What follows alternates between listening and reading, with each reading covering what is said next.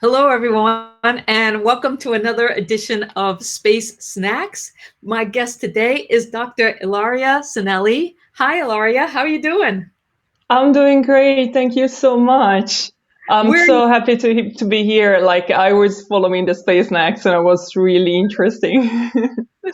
So, where are you? Are you in Italy? Oh yeah, I'm in Italy. So you see, like because of quarantine, I was traveling and then I happened to Mhm. be here. Now I am in Europe. I'm in Italy now. Yeah. Oh, okay. And are you? Where in Italy are you? Are you Oh, northern, central, I southern? am. I am actually. I'm at my parents' house, which is in Florence, and Florence is in the middle of the country, more or Yeah. less in the middle of the country. You see, like it's a shoes shape country, and it's sort of in the middle. And so I've been to Italy many times, and I just food, culture, everything, just love it. And Thank you so so much. tell us a little bit about you and your background. Oh, okay. I am a biomedical engineer. I got bachelor, master, PhD in biomedical engineer. I'll never get tired of the discipline.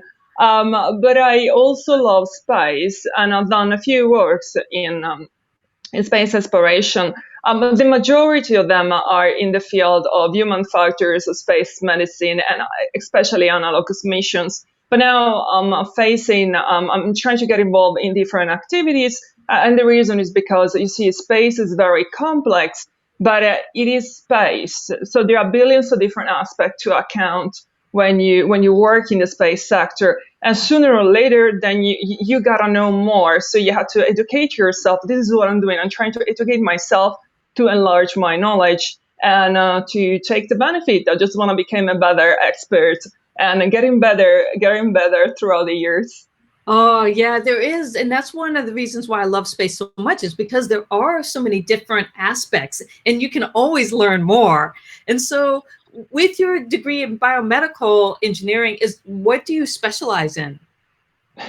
I specialize in computational modeling, both theoretical and you see computational in a large way. So it's more finite element, MATLAB, and all of this kind of stuff.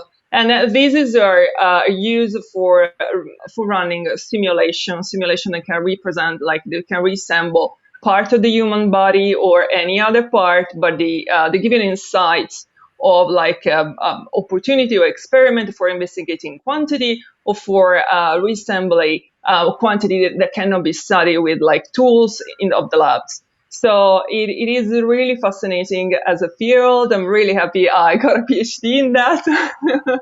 I was really Wow. lucky. Yeah.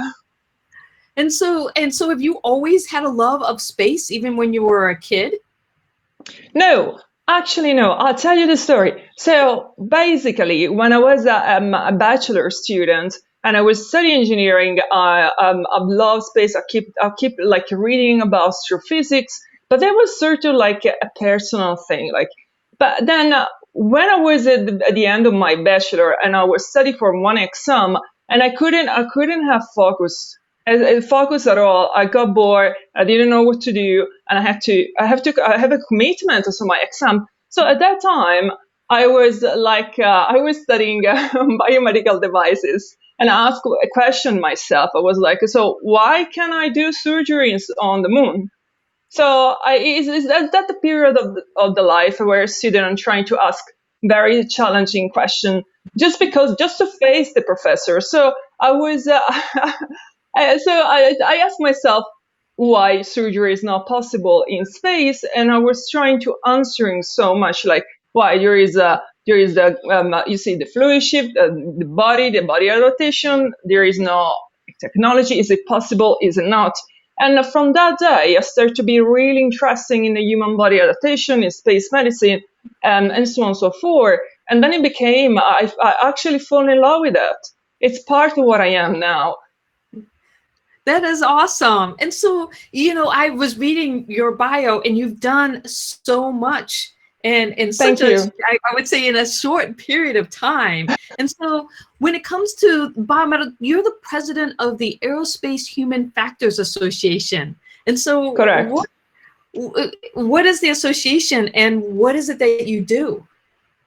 So I got really blessed by the Aerospace Medical Association because I attended the very first time because my master thesis project was about a computational model, for the visual impairment intracranial pressure, which was the VIP run for NASA. And it happened that it got awarded by the Aerospace Medical Association. So I didn't know that was so good. I mean, for me, it was like, okay, that's it. I mean, I'm fine. I didn't know that was a big deal, but for them it was a big deal. So I was very surprised on myself.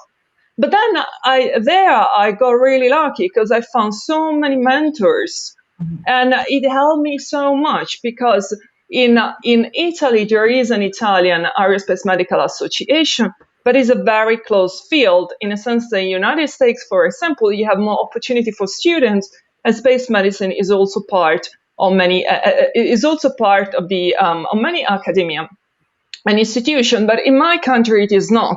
So I had to travel, I had to move. I lived in 4 different countries, and I had to find new mentors and I have to explain every time why I was interested in aerospace medicine, which is fine. But at the end of the day, it is very clear what it is important.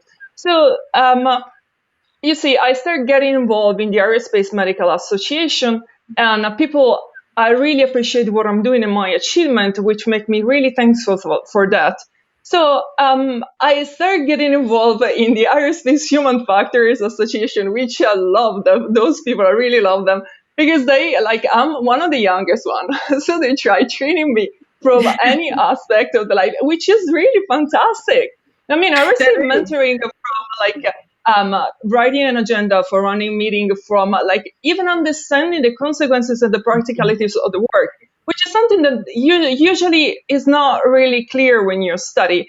And slowly, I became the president of the association. Wow, that's amazing. Now, were you, because you're also an analog astronaut and have been to the Mars Desert Research Station, and so which one of those happened first? Did you find that group and then kind of discover that they have this thing called analog astronauts, or were you an analog astronaut first? Well, that is a good question. Actually, it happened, Anna. I was in touch with the Aerospace Medical Association. I'm in touch with them since 2012. Mm-hmm. But I became an analog astronaut in 2015. And the very first time that I was asked to go on a crew, I refused. And the reason is because I come from a very small village in the hills, which is, for many people, is fantastic. But when you are 20 or 18, you want to go in the big city. I mean, you want to do a life. So when I moved to London, I felt in love with cement, with pollution, with you see light pollution and cows and people shouting. So at the time when I felt when people told me, why don't you come with us? So you get in the desert, we put your helmets on the head, and then you start simulating space. I was thinking you've got to be kidding me. I don't want to. So I refused because I didn't get the point.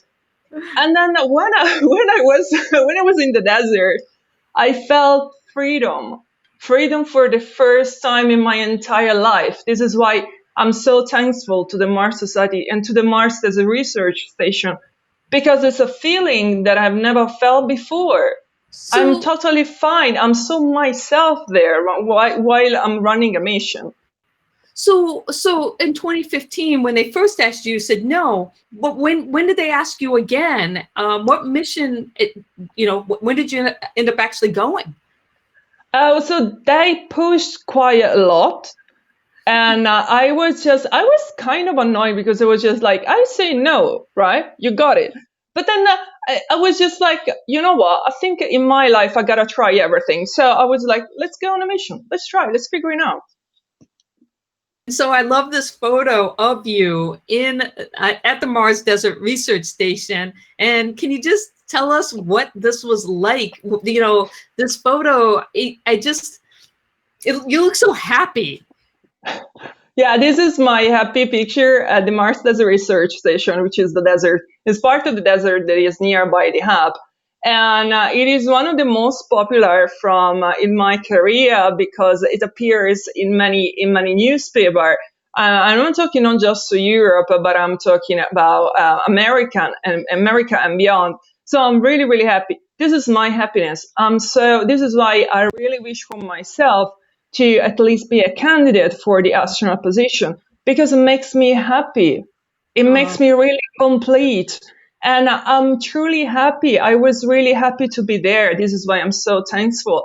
And there is something I think people gotta figure out that in the life it is important to try everything just for figuring out how we feel about a certain environment or a certain condition. For me, that was a Mars analog mission. For other people, it can be a park, it can be a cinema, it can be the sea, it can be anything in the life. But true happiness, you can find true happiness only in a few places, I guess, on this world. Oh, that's fantastic. I actually went to the Mars Desert Research Station in, I want to say 2011, or I can't remember if it was, or the beginning of 2012. And I went for 2 weeks right before we went on our big 4-month high seas mission that was very extensive. And so, so have you been back to MDRS since that time? Yes, I was commander of 8 analog missions, and we should take quite a lot of training because you see, you have legal responsibility for the physical and mental health of your crew. So I was in charge of designing the mission from scratch all the time. And I'm getting benefit from that from a knowledge point of view. And now I'm releasing all the publication about what I've learned about human factors, mission design, crew cohesion, and so on and so forth. So yes, I have been there quite a few times, and I really hope I had the chance to propose even new things that does not really directly involve myself in first person, but maybe others as well. Oh, I love that. Well, if you ever need a crew member, I'll drop my resume in. And so if you could go anywhere, if, you know, International Space Station, the moon, Mars, where would you want to go and why? Oh, good question. Well, in my mind, I aim at Mars. And the reason is because it means a lot for me, for humanity. I think humanity can take a lot of benefit from a human mission to Mars. If it was for myself, I wouldn't be happy with anything, with a space flight, with suborbital flights, with ISS, with the moon. I really have no preferences. I just want to go there and do my business as a scientist. But behind human exploration of space, there is such an important meaning that we gotta think of humanity from a space perspective, where we have to preserve ourselves, our resources, and so be respectful of each other, which is one of the most important person, and try to don't you see like protect the planet and don't waste any terrestrial resources because I mean Earth is a very unique place. Mm-hmm. It absolutely is. And so when you're thinking about these missions and humanity's role in space and just the culture, and I'm going to put in there being Italian and the role food plays in, you know, your culture and connecting community, all of that. How do you see that? How does that impact your role as an analog astronaut and commander and how you set up missions, but also what you think about the future of space and the role food plays in it? All right. Well, that's a very good question. Thank you for asking. So, well, you see, there are some, you see, Italians are famous for food and all of this kind of stuff, but I happen to be born very differently. So I'm not a good cooker at all. And I'm say that publicly. I'm not able to make something good like a rather than teacup. And I'm really honest in that. There is not. I'm seriously. I approach cooking as it is an experiment. Like I have to remove water. I have to do some combustions. There is no like in my mind. There is no enjoying cooking. It's more like, oh, this is how physics works. So I'll have to say, my family is not really proud of myself when we have to refer to cooking. And especially for eating, I eat anything that happens to, I mean, I really have no issue with that. Sometimes my mother, she was like, do you like the meal? Was it, yes, it's the same of yesterday. She was like, oh, no, it's not. I'm like, right, no, that's fine. But so So when you are in isolation and you have to eat dehydrated food, or sometimes it's pretty rubbish, I got no issue with that. But it's a natural stuff. They can be concerned, but it is where I am. And you see, it is what it is. Well, I lived in different countries, and my friends are from all over the world. And I had the chance to let them cook for me, of course, but I also experienced the different styles of like different cultures. Right. And yeah, so this is the beauty part. Oh, yeah. You know, it's funny that you bring that up. So for my high seas mission in 2013, it was specifically funded by NASA to investigate food strategies for long duration spaceflight. And so what was fun about it is that, again, you get people who are, love cooking and all of that and the flavors. And then you get people who are like, it's food. I'll eat, just put it in front of me and I'll eat it. And I was thinking about the fact that on a crew, you're going to get a mix of both. You're going to get those people who Yes. really kind of want to cook and provide, that experience. And then those who are just like, hey, I'm going to just put something together.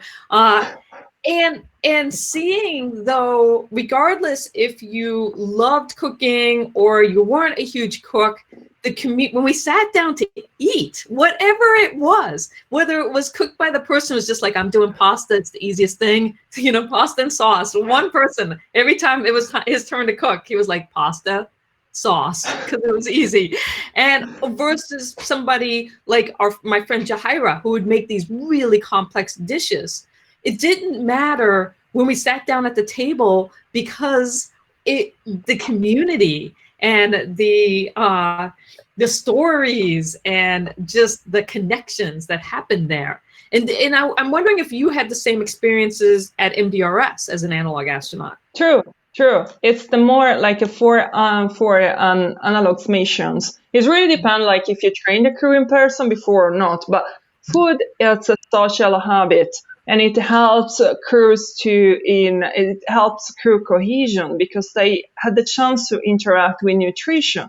And nutrition is a very sensitive topic because people eat something when they are comfortable in eating that with people they are comfortable in a certain environment. So there is all the psychological aspect behind nutrition that is key fundamental. But I totally do agree with you. I think it's more a relaxing moment. During my mission, I always set the rules that there are at least two people like cooking, two people washing up and cleaning up, but we sit at the tables all together. It's a sort of family, but because it invests in team cohesion, it's a different cohesion than what you have from running experiment on being on EVA in exploration. Mm-hmm. And there is a need for people to feel at home. So through a social habit, I'm trying to teach people how to get terrestrial habits back into the missions. Oh, yeah. And food is one of that.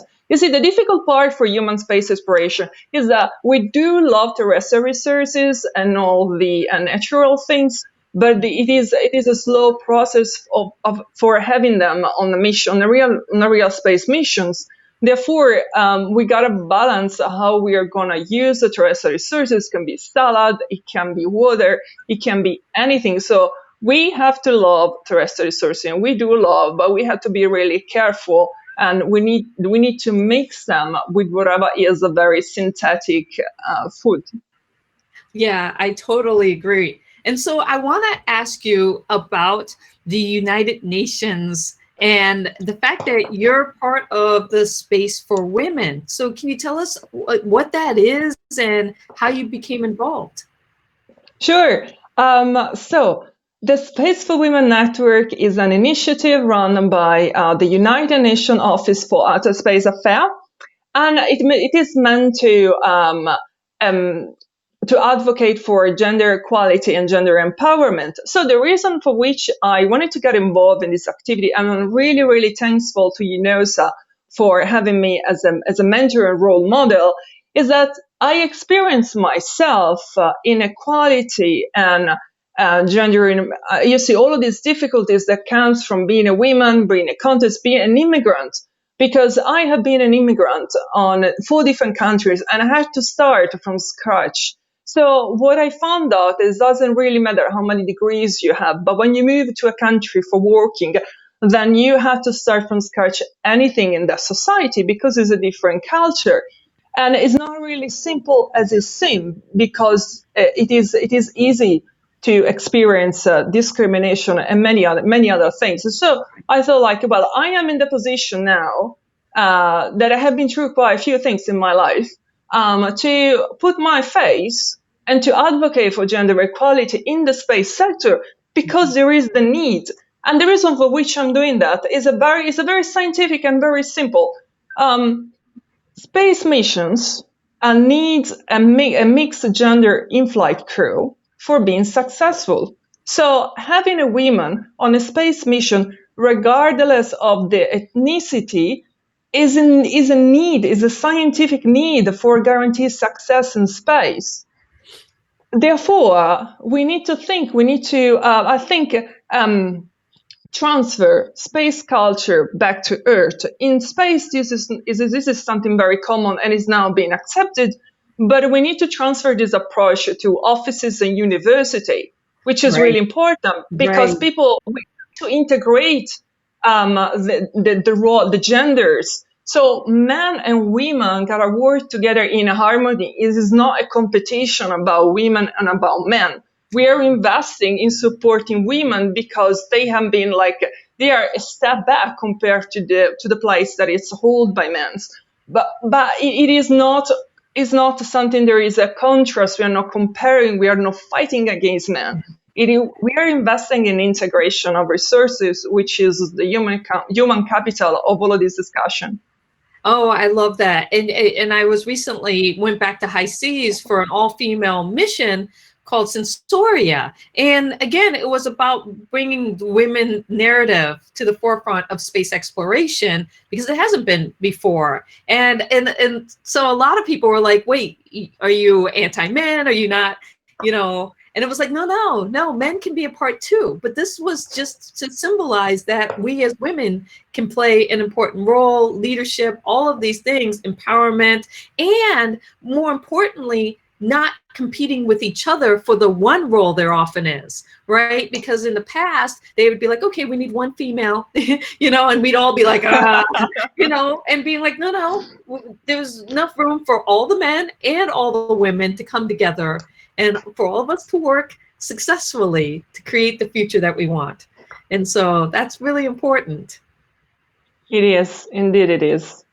And so you have a project through the Space4Women. I noticed that you created a website.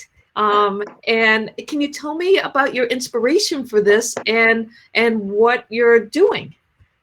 Sure. So I have 2 initiatives. One of them is about mentoring. So I offer free mentorship for women that are dealing with issues, any sort of issues they relate to career, to gender, to many other things. So people can just email or me or other mentors and receive mentorship for their career field, for the geographic location, and there are many different options. So for what concerns my activities, so there are 2. One is the Space4Women Quotes, which is an Instagram channel where I have invited I want to have a few women on board where they just share their quote, their favorite quote.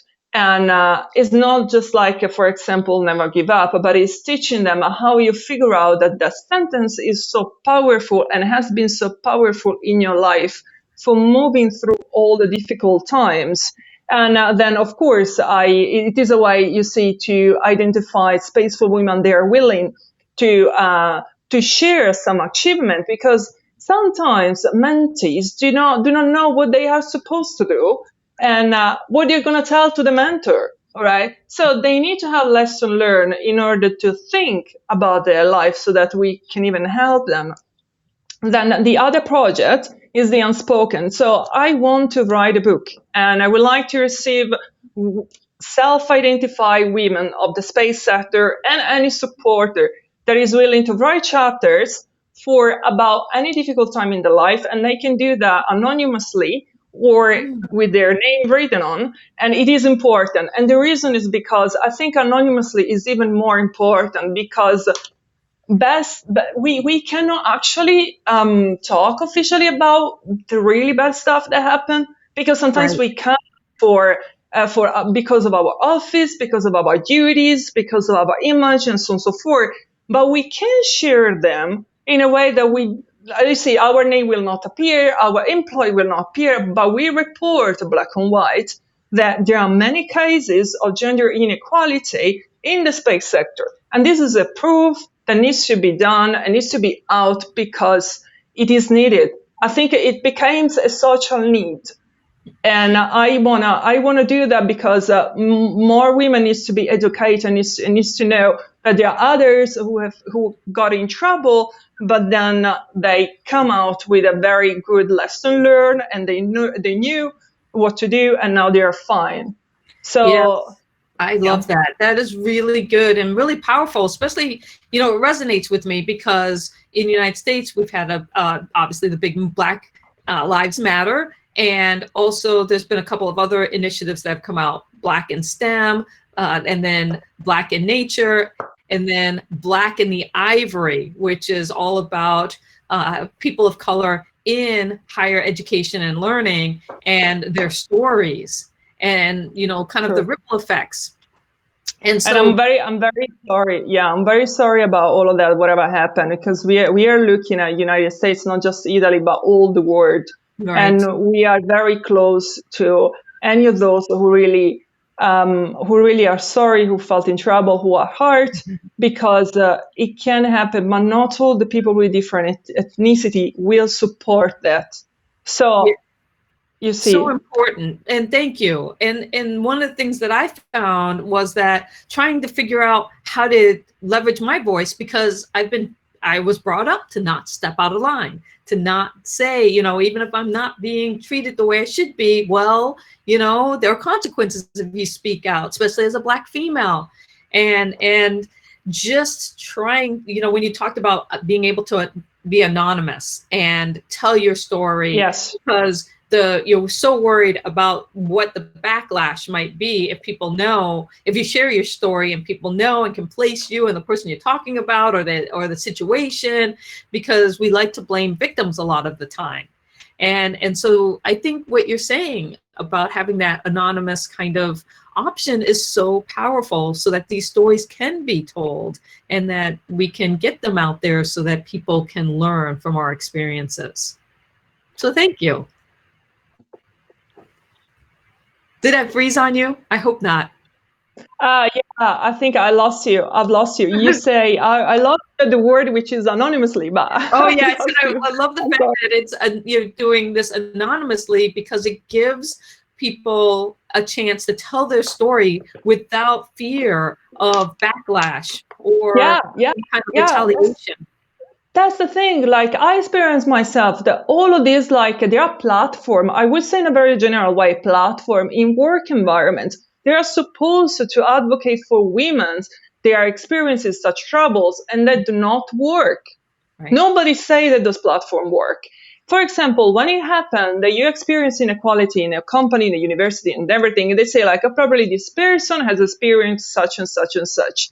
But what is happening to that person after the situation? Is this person recovered? Is the person find a solution? Can he talk about it? Most of the time, no. Because people are putting you in the position for not speaking up. Yes, so you're not going to speak up. But this is unfair.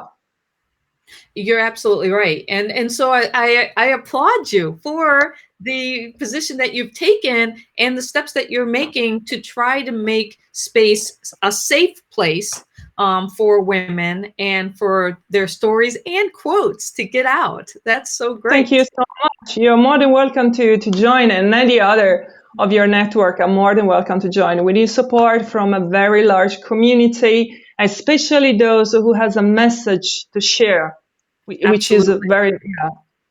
And so I want to talk to you about, if you could go to Mars and have a delicious meal there, what would you want to eat and why? Oh my God, this is the hardest question ever. Oh my goodness. Well, meal. And Well, think about it in this terms. You're going to be sharing this meal with somebody. So what, and having a good conversation. So what would you want to eat and drink, and who would you want there to be at the dinner table with you? So he made it even more complex. okay, even more. Thank you so much.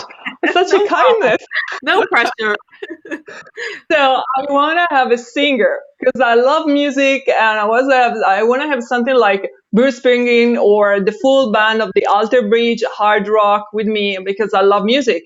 And I love dancing in my living room. When I used to live in another country and had my house, I was just like an empty living room because after dinner I was just like doing stretching and dancing, whatever. And sometimes it's weird, but anyhow. And so on Mars, well, something that can be with fibers, like sort of meat. And the reason is because when you are eating and there are fibers, you have to chew, right? So sometimes it's the chewing part that is the missing part of the plate because you are chewing, you're looking at your food, you're chewing, and so on and so forth. But on another mission, it's just like eating soup all the time. So you are swallowing, you are swallowing, and I mean it's not the same. So something that is chewing but it's eatable and potentially is not made by myself, but by someone else. Well, I want to bring a grill. My whole thing is like, when I do my space snacks, when I don't have a guest, I bring a grill and I try to grill things. And so I'll bring a grill and grill up something that we could chew. I loved your answer about Bruce Springsteen. And so you're a Springsteen fan. Yeah, of course, and a lot of music. I listen any sort of music that goes from like countryside, hard rock, heavy metal, and then it happens that I listen running. That I listen all the classical music, and even if I do cardio or run, I don't go directly to very like reading music. But sometimes it's just classic or just Coldplay, for example. I love Coldplay. But so it's a sort of like yes. So in brief, yes, I do like Bruce Springsteen. I've seen him in concert, so I'm right there with you. He Oh, is fantastic live. And then when we were in my last mission, Sensoria, which was the all-female crew, we had daily dance parties. It was one of the that highlights. was fancy. Yeah, we would just, because in the afternoon after lunch and you're back to work and you're doing your research and you kind of hit that little lull and everybody's kind of just in their little space working. Well, one of us would be like, dance party time, and put on music.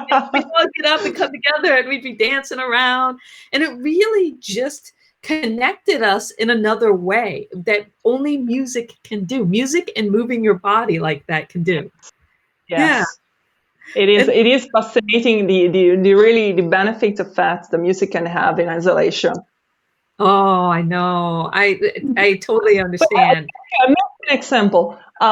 Italy undergo lots of troubles because of coronavirus, as many other countries, and we know how it is. But a few Italians like to play on terraces or just to share the music when they have talent, hopefully. And it was lovely to see the reaction. So that is an example how the music impacts can be very beneficial during quarantine, isolation, and confinement. It is part of the release of stress for mental health. It really is. And when it comes to creativity, I personally think that music is the greatest thing that humanity has ever created because of the way it impacts us emotionally. I love it. And so I can't believe we've already gotten past 30 minutes together. We could just keep on chatting away about all of these things. And so one thing that I want to do is have you tell everybody who's listening. So we've got James, Valentine, Ethan, anybody else out there, please leave a comment. Tell us how we can follow you or be connected to you. Sure. All my social media are not, they don't have privacy. The reason is because I don't see social media as a very private part because there is no private on social media, right? So all are open access. So anyone, even if you don't follow directly, but you want to know what's happening, you can. All of this is open access, and you can connect me on LinkedIn. You can connect me on social. For me, that's totally fine. There is a website where you can email me. You can leave a message. You can get in touch personally with me. And so those are the ways. And all of you are more than welcome to be in touch. And so those of you guys, again, who are watching, and if you leave a comment, recipe, I had it upside down. I always send out one lucky person wins a recipe postcard that I will mail to you for just tuning in and enjoying space snacks. And so, again, Dr. Ilaria Cinelli, I want to thank you so much for being here and chatting with me today about everything that you've got going on. Thank you so much for the invitation. It was lovely. Thank you very much. And I hope that we get to be on an analog sometime in the future together. Yes. Definitely. Yeah. And maybe you can join the book project as well. Oh, I would love that. Thank you. Yes. Absolutely. Okay. Bye, everybody, and have a great weekend and stay safe. Fantastic. Bye. Thank you so much. Bye. Bye.